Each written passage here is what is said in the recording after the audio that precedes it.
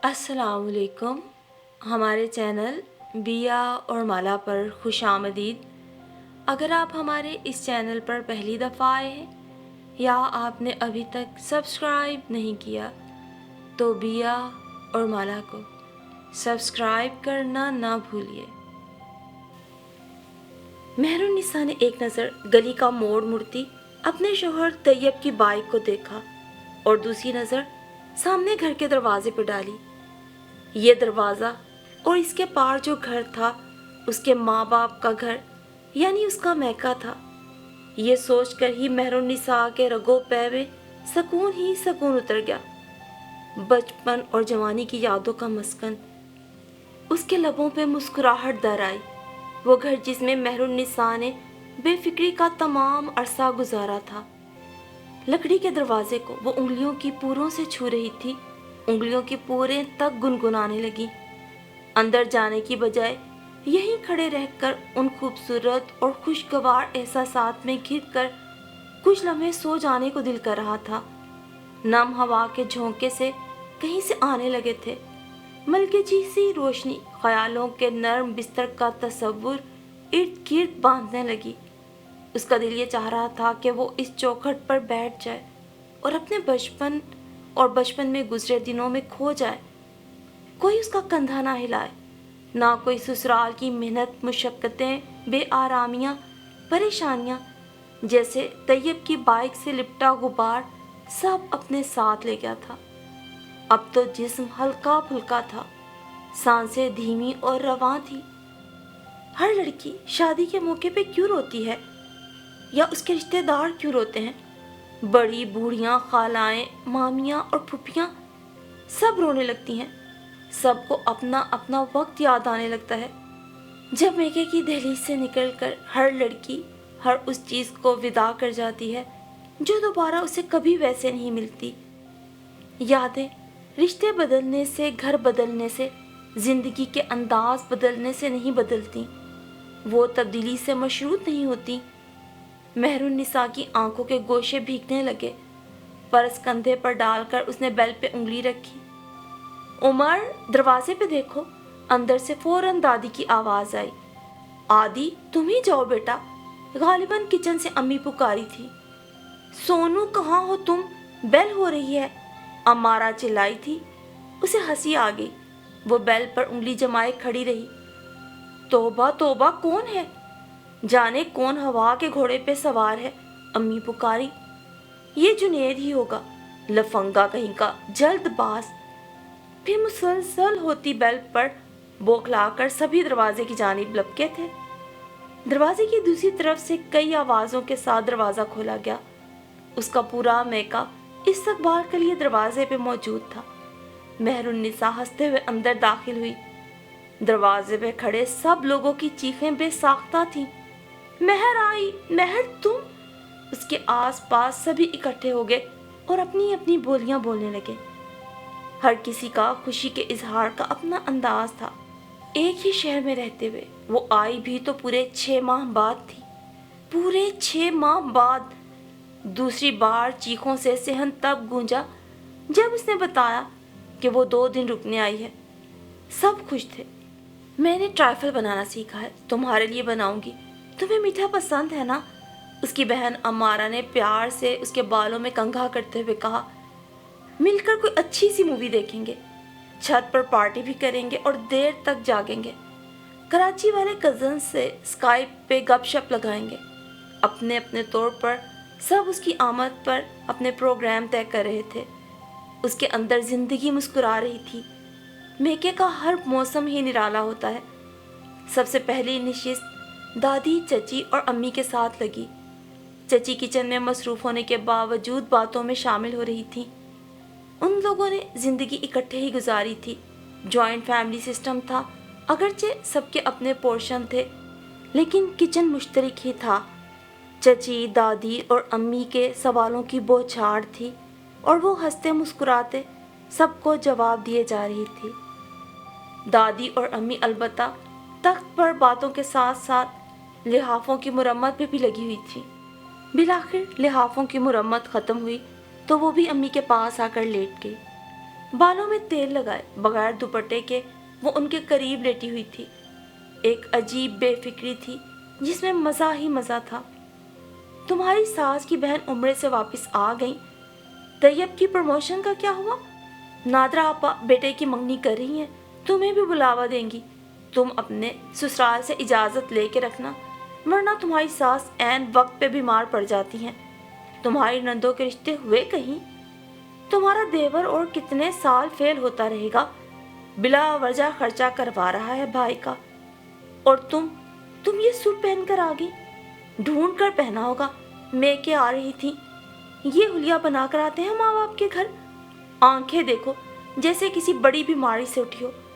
پریشانی نہ کیا کرو، انشاءاللہ بہتر ہو جائے گا سب کچھ۔ اللہ خوش رکھے، سکھی رہو۔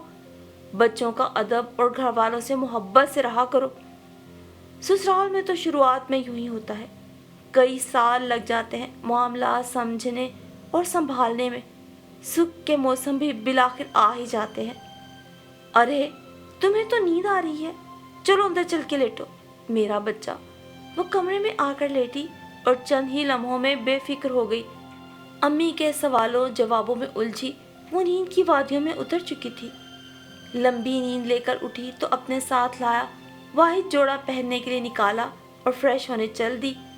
امی کو اس کے اس سادہ سے سوٹ پہ اعتراض تھا، اور جو وہ ساتھ لائی تھی وہ بھی کوئی اتنا فینسی یا بھاری بھرکم نہیں تھا۔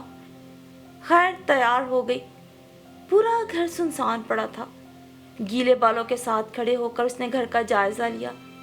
نظروں کے سامنے ٹھنڈا میٹھا پرکیف منظر تھا، اس کے میکے کا گھر۔ شام کے خاموش لمحوں میں خوابناک رات قدم رکھنا چاہتی تھی۔ ارد گرد کے گھروں کے کچن میں کھٹر پٹر کی آوازیں کبھی تیز تو کبھی مدھم سنائی دے رہی تھی۔ اس نے صحن کی لائٹس آن کی۔ سب لوگ کہاں ہیں؟ پھر تھوڑی دیر میں سب اکٹھے ہونے لگے، ہنستے ہوئے خوش باش۔ پڑوس والی ثانیہ کے پورے 10 سال بعد بیٹا ہوا ہے۔ سن کر اتنی خوشی ہوئی کہ سبھی دیکھنے کے لیے دوڑے چلے گئے۔ تم گہری نیند سو رہی تھی؟ لگتا ہے سسرال میں سونے کا وقت نہیں ملتا۔ اتنی پرسکون لگ رہی تھی کہ تمہیں اٹھانا مناسب نہیں لگا۔ تم کھانا کھاؤ، پھر مل کر چائے پیتے ہیں، امارا بول رہی تھی، اور وہ مسکراتی نظروں سے اسے دیکھ رہی تھی۔ امارا کا چہرہ تو ویسا ہی تھا، لیکن آج بدلا بدلا سا کیوں لگ رہا تھا؟ آج اسے اندازہ ہوا تھا شادی کے بعد میکے کی گلیاں دروازے تو کیا، اپنے بہن بھائی بھی بدلے بدلے سے نئے نئے کیوں محسوس ہوتے ہیں؟ اس لیے کہ ان سے ہمارا جو جذبات کا رشتہ ہوتا ہے وہ زندگی میں ان کے بعد کسی سے بھی نہیں بن پاتا۔ چائے پینے کے بعد امی 3 خوبصورت رنگوں والے سلے ہوئے سوٹ لے آئیں۔ تمہارے لیے بنوائے تھے، پسند آئے؟ یہ رکھ لو، کام آئیں گے۔ تھوڑی دیر بعد دادی نے 2000 اپنی مٹھی سے اس کے ہاتھ میں منتقل کر کے اس کی مٹھی بھی بند کر دی۔ یہ بیڈ شیٹ میرے بھائی نے گوادر سے بھیجی، تم اپنے بیڈ پہ بچھانا، بہت خوبصورت لگے گی، چچی بولی۔ اس دفعہ نا اخبار والا ڈائجسٹ کے 2 ایڈیشن دے گیا ہے، ایک تم لے جاؤ، رات کو ڈائجسٹ پڑھنے کا اپنا ہی مزہ ہے۔ آمرا نے سب سامان کے اوپر اس ماں کا ڈائجسٹ رکھا۔ سسرال میں بھی سبھی پیار کرتے ہیں، سب ساتھی ہوتے ہیں، رشتے بنتے ہیں، پر یہ پیار اتنا سچا کیوں لگتا ہے؟ ڈائجسٹ پڑھنے میں وہ اتنی مگن تھی کہ پاس پڑے موبائل پر میسج ٹون بجی تو اس کا دھیان ہی نہ گیا، وہ رسالہ پڑھنے میں مگن رہی۔ پھر گھر آتے ہوئے جنید، عادی اور عمر اس کے لیے آئس کریم اور چاکلیٹس لے آئے۔ دونوں چیزیں فریج میں رکھ کر سب نے رات کا کھانا مل کر بنانے کا فیصلہ کیا۔ سبھی نے کچن میں دھاوا بول دیا۔ تھوڑی ہی دیر میں وہاں ایک ہڑبنگ مچ گئی۔ فروٹ کسٹرڈ بنانے کے لیے کسی نے فروٹ دھو کر کٹنگ کی، کسی نے بریانی کے لیے امارا کی مدد کی، کسی نے رائتا بنایا۔ بریانی کو دم پہ رکھنے کے بعد آخر میں مہر نے سب کے لیے چائے بنائی۔ کھانے سے پہلے چائے پینے کی کیا تک تھی بھلا؟ امی کا اعتراض بجا تھا، کیونکہ کھانے کے بعد ہم کولڈ ڈرنک پیئیں گے، آج بہت کام کر لیا ہے۔ سبھی نے بچپن کی یاد تازہ کرتے ہوئے لہک لہک کر کمرشل کو گنگنایا۔ بچپن میں بھی وہ سب کزنز کام کرنے کے بعد یوں ہی لہک لہک کر یہ کمرشل گنگنایا کرتے تھے۔ बاتیں تھی، ہنسی تھی، سکون تھا۔ اس دوران مہر کے موبائل اسکرین پر بہت سے میسج جمع ہو گئے تھے۔ ابھی رات کے 9 بج رہے تھے۔ رات کا کھانا کھانے کے بعد سبھی مل کر بیٹھے تو باتوں باتوں میں وقت گزرنے کا احساس ہی نہ ہو سکا۔ تھوڑی دیر میں عادی لوڈو اٹھا لایا۔ آئیں مہرو آپی، آج آپ کو ایک بار پھر ہراتے ہیں۔ مہرو برآمدے کے فرش پر عادی کے ساتھ بیٹھ کے لوڈو کھیلنے لگی۔ امارا دادی کی ہدایت پر اس کو دیے جانے والے تحائف اور سامان وغیرہ ایک جگہ اکٹھا کرنے لگی، کیونکہ کل اسے یہاں سے چلے جانا تھا۔ فریج سے لیموں کا شربت اور سٹور سے اچار کے 2 مرد بان بھی اس کے ساتھ جانا تھے۔ سونو، جنید اور عمر اس کے ارد گرد بیٹھے ہوئے تھے۔ اور کیا رہتا ہے؟ امارا سامان سمیٹتے ہوئے بڑبڑائی۔ آزادی اور بے فکری کی مدت پورے ہونے والی تھی۔ مشینی زندگی اس کی منتظر ہے۔ منظر بدلنے لگا۔ دل اور دماغ ہر چیز سے بدظن ہونے لگا۔ تھوڑی ہی دیر میں امارا اس کا موبائل لیے اس کے پاس آئی۔ نیو میسیجز کی تعداد 25 ہو گئی ہے۔ سارے ہی طیب بھائی کے ہیں۔ تم اوپن کر کے پڑھتی جاؤ، میں سن رہی ہوں۔ اس نے ہر احساس سے نظر چرا کر فی الحال لوڈو پہ توجہ مرکوز کر دی۔ آفس کے بعد کھانا کھا کے سونے لگا ہوں۔ میسج نمبر 2، فریش ہو کر دوستوں میں جا رہا ہوں، رات کے 2 بج رہے ہیں۔ میں کمپیوٹر پہ کام کر رہا ہوں۔ تم اپنے امی ابو کے پاس جا کر مجھے اور میرے ماں باپ کو بھول گئی ہو۔ امی کی طبیعت کل سے خراب ہے۔ میسج نمبر 3، بہن کی شادی کے موقع پر چھوٹا بھائی باپ سے، آپی آپ اتنا رو کیوں نہیں ہیں؟ دلہا بھائی کیوں نہیں رو رہے؟ باپ بیٹے سے، بیٹا آپ ہی گیٹ تک روئیں گی، دلہا میاں تو اب قبر تک روئیں گے۔ طیب کی امی کی طبیعت کا سن کر سب خاموش ہو گئے تھے۔ فنی میسج پہ سب ہنس دیے تھے۔ تمہارے بغیر نیند نہیں آ رہی مہرو، باقی سب میں خود ہی پڑھ لوں گی۔ اس نے ایک دم امارا سے موبائل لے کر اپنی گود میں رکھ لیا۔ اسے سب کے سامنے یہ میسج سن کر جانے کیوں شرم سی آئی تھی۔ اب سارا دھیان طیب اور اس کے گھر والوں کی طرف منتقل ہو گیا تھا۔ طیب نے الماری بے ترتیب کرتی ہوگی، چولہا گندا ہو گیا ہوگا، امی وقت پہ دوائیں نہیں لیتی ہوں گی تبھی بیمار ہو گئی ہیں۔ اگلا میسج تھا، مہرو میں 5 دن کے لیے کراچی جا رہا ہوں، امی کی طبیعت بھی بہتر ہو گئی ہے، تم چاہو تو کل آ جانا، چاہو تو میرے آنے تک مزید اپنے میکے میں رہ لو۔ ابھی اور بہت سے نیو میسیجز بھی تھے جو کہ ان ریڈ بھی تھے، یعنی ابھی اسے پڑھنا تھے۔ مگر اسی میسج کو اس نے دوبارہ پڑھا، پھر پڑھا، یاہو! لوڈو پر ہاتھ مار کر ساری گوٹیاں بھی کھیر دیں۔ تھوڑی ہی دیر میں صحن کہکہوں سے گونج رہا تھا۔ کتنی دیر تک وہ بھی سب میں بیٹھی کہکہے لگاتی رہی۔ جوانی، بچپن، شادی سے پہلے کا وقت، شادی کے بعد کی باتیں، امی، دادی، چچی، سب کے قصے، کتنا کچھ تھا ہر ایک کے پاس سنانے کو۔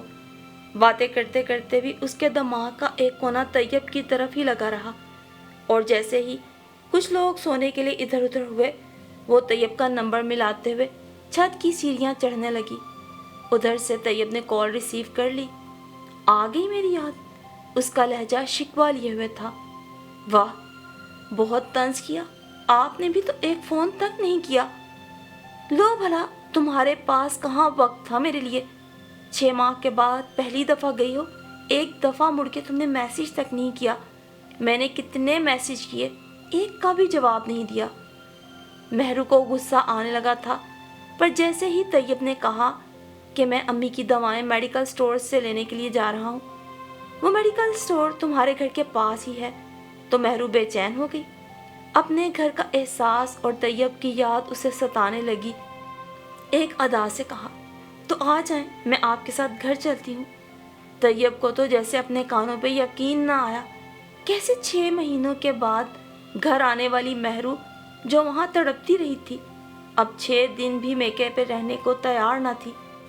رات کے 11:15 جب اس نے نیچے آ کر سب کو اپنے جانے کی اطلاع دی تو ہائیں ہائیں کی آوازوں کے ساتھ کتنے ہی سوال تھے، اور مہرو کے لبوں پر بس ایک خاموش سی پراسرار سی مسکراہٹ تھی۔ جواب دیا تو بس اتنا، بس طیب آ رہے ہیں نا، تو کیا کروں؟ اب اس کے بعد کوئی بھلا کیا کہہ سکتا تھا؟ دادی اماں کو فکر تھی، اس کی فلاں چیز، तो अम्मी को अपनी फिक्रें सताने लगी। चची को अपने दिए तहाइफ का ख्याल था कि याद से सब कुछ रख लेना। वो मुस्कुराती हुई तैयब के ख्यालों में गुम चीज़ें इकट्ठी करती रही। थोड़ी देर बाद बैरूनी दरवाजे की बेल हुई और तैयब के आने की इत्तला मिली। ड्राइंग रूम में तैयब सबके साथ बैठा खुशगपियों में मसरूफ़ था और महरू सामने बैठी उसे देखते हुए सोच रही थी कि तैयब अब उसकी ज़िंदगी की सबसे बड़ी खुशगवार हकीकत है। माजी ख़्वाह कितना ही रंगी यादों से भरा हुआ क्यों ना हो, लेकिन ज़िंदगी का तस्वुर अब वो तैयब के बिना कर ही नहीं सकती। और फिर चाय वगैरह पीने के बाद वापसी की इजाज़त लेकर तैयब उठ खड़ा हुआ।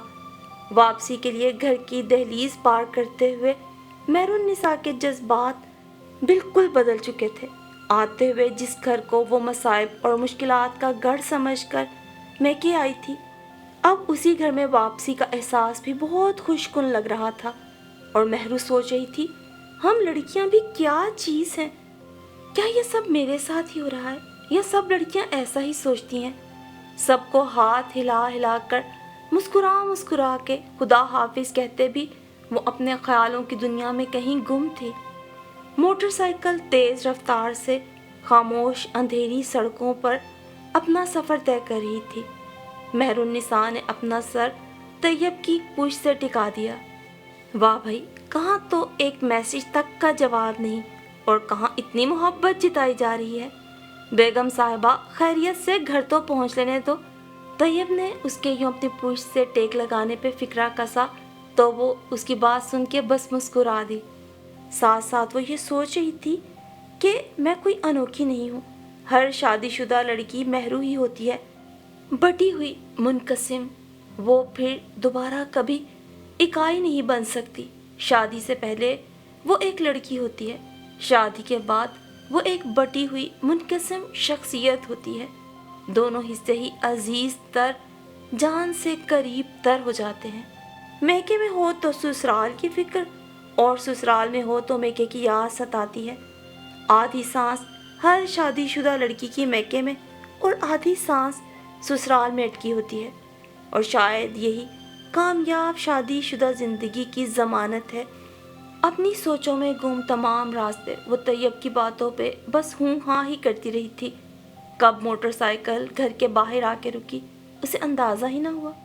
और यूँ वापसी पर घर की दहलीज से अंदर कदम रखते हुए महरू बहुत पुरसकून थी।